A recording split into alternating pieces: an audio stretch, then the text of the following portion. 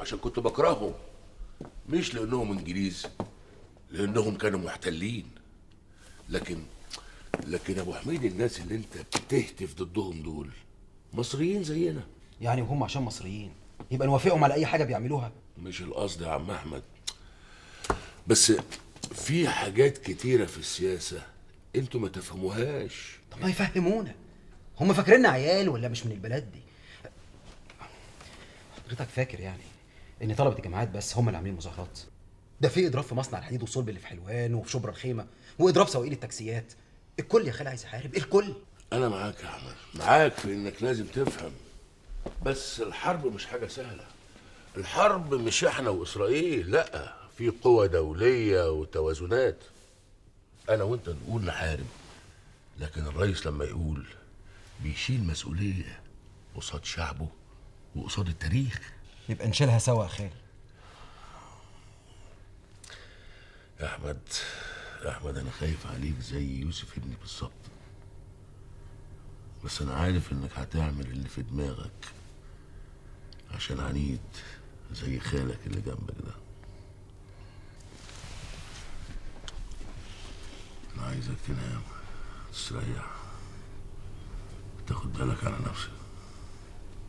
يلا نام. نام.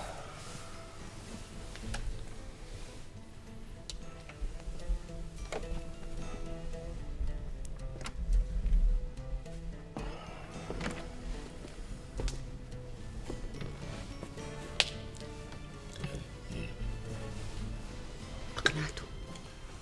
مفيش فايدة، سيبيه يشيل مسؤولية اللي بيعمله عشان يطلع راجل. كده برضه يا محمود؟ ولا اللي فاكره زي ابنك؟ يا ريت ابني يبقى زيه. معقول يا فندم اللي بيحصل في الجامعة ده؟ وفي رأيك ايه السبب في اللي بيحصل ده يا أكرم؟ أنا معرفش، بس فين دور التنظيم السياسي؟ يا ابني مفيش حاجة اسمها تنظيم سياسي من غير ما يبقى فيه ديمقراطية. ساعتها التنظيم هينبع من الناس. يعني ده تنظيم سلطة. بتوع الاتحاد الاشتراكي هم نفسهم بتوع الاتحاد القومي، واللي كانوا قبل كده بتوع هيئة التحرير. يعني ناس مش مؤمنين بأي حاجة، المهم عندهم إنهم يبقوا موجودين في السلطة. واللي يقدر بقى يقف قدام العيال الشيوعيين والناصريين دول لازم يبقوا ناس أصحاب عقيدة. الإخوان المسلمين؟ أهو أنت دلوقتي بقى يدوب ابتديت تفهم. بس بقى اللي راح للشيخ عمر التلمساني المرشد العام بتاعهم ما قدرش يقنعه، عشان كده الشيخ رفض. طب وبعدين؟ احنا في عندنا تعليمات ان احنا نكون جماعات اسلامية في الجامعة، اولاد على خلق وملتزمين ويقدروا يقفوا قدام الشيوعيين وسياستهم. وهنبتدي امتى؟ لا، ما احنا خلاص ابتدينا. المهم بقى يا اكرم، مش عايز انبهك ان الموضوع ده سري للغاية.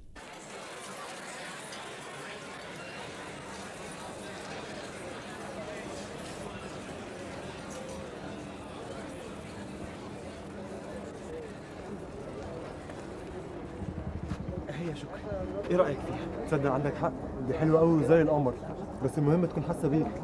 ما هي لازم تحس. طب وهتعمل ايه؟ احنا هنمشي وراها ونعرف هي ساكنه فين. واحنا هنراقبها كمان؟ يلا بس قبل ما تبعد، يلا.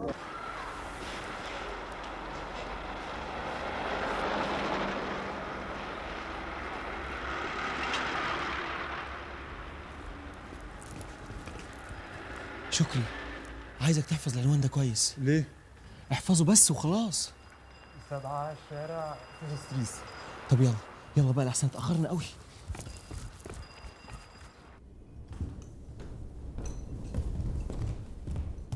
مساء الخير يا بابا. مساء الخير يا حبيبي. انت مشيت السواق ليه؟ اصل انا كان عندي مشوار مع شكري يا بابا. يعني المشوار ده ما ينفعش انك كنت تاخد السواق معاك؟ انا قلت يمكن حضرتك تحتاجه في حاجه. اقدر اعرف المشوار ده فين؟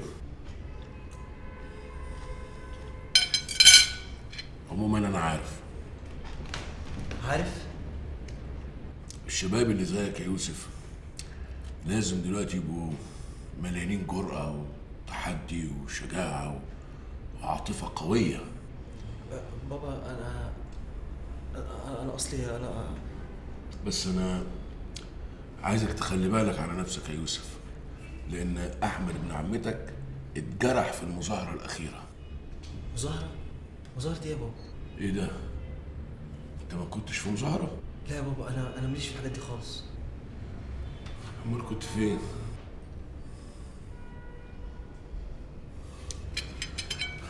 اغسل ايدك وتعالى كل معايا.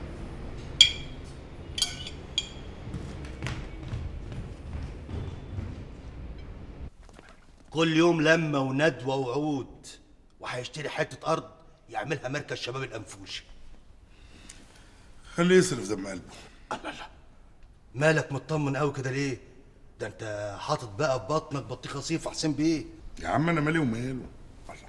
انا سبت له الجمل بمحل واشتغلت في اللحمه عشان ابعد عنه. عليا أنا برضه؟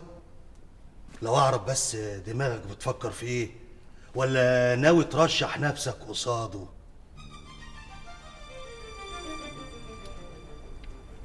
والله فكره. 1 2 3 4 5. اكتب عندك يا زين، ستارة البلكونة 5 رجلين. 5 رجلين ايه؟ 5 رجلين فاطمة. ستارة الشباك طلعت قد ايه؟ 6. اكتب 6 رجلين زين. اكتب. يعني يا ربي على حظ انا، الحرب مش عايزة تقوم، انا خلاص بقى زهقت. ومين سمعك يا فاطمة؟ ده انا وزمايلي على الجبهة مستنيين اليوم ده بفارغ الصبر. كل يوم بيعدي ما بنحاربش فيه ما تتصوريش بنبقى عاملين ازاي. عارف يا زين، انا حاسه ان الحرب عمرها ما هتقوم، حاسه ان احنا عمرنا ما هنتجوز. لا اطمني، من ناحية هتقوم ان شاء الله هتقوم، بس امتى بقى الله اعلم. ان كان علينا انا وزمايلي جاهزين 100 بس هم يقولوا لنا يلا. بس واضح ان الشقة حلوة قوي، وباين عليها كمان غالية قوي قوي.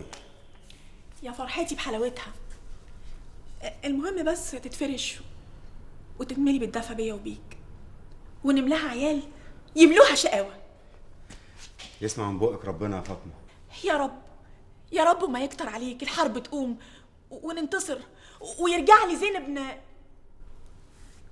زين. انت مامتك اسمها ايه؟ حنيفة. ومالك بتقولها كده كأنك بتقول بسنت؟ حنيفة؟ ايوه حنيفة. يبقى الحرب هتقوم. ابعتي ليلى ومنى العجمي وإيمان وصفاء جليل. الجاكيت الأحمر لإيمان والجاكيت الأسود لمنى. الأحمر 100 والأسود 150 علشان مش مصري. هو أنا اللي حاطة الأسعار دي؟ مدام كلايو. باي. الكوافير بتاعي جننته علشان سبته. مدام نانا انت بقيتي اهم زبونه عندنا، وبعدين كفايه كرمك وذوقك. ميرسي يا روحي. مصر مصر تحيا مصر! مصر مصر تحيا مصر! يا جماعة في دعوة للاعتصام هنا في الجامعة. أنا من رأيي ننضم لاعتصام جامعة القاهرة، عشان كل ما زاد العدد كل ما كان تأثيرهم أقوى. جماعة أنصار الثورة الفلسطينية عاملين مؤتمر في القاهرة وداعين كل الطلبة ليه. أنا رأيي نروح نحضر معاهم. اللي موافق على الاقتراح ده يرفع ايده. يبقى نطلع للقاهرة، بس قبل ما نطلع في بيان صادر باسم لجنتنا الوطنية. البيان ده لازم يتوزع في اسكندرية بحالها.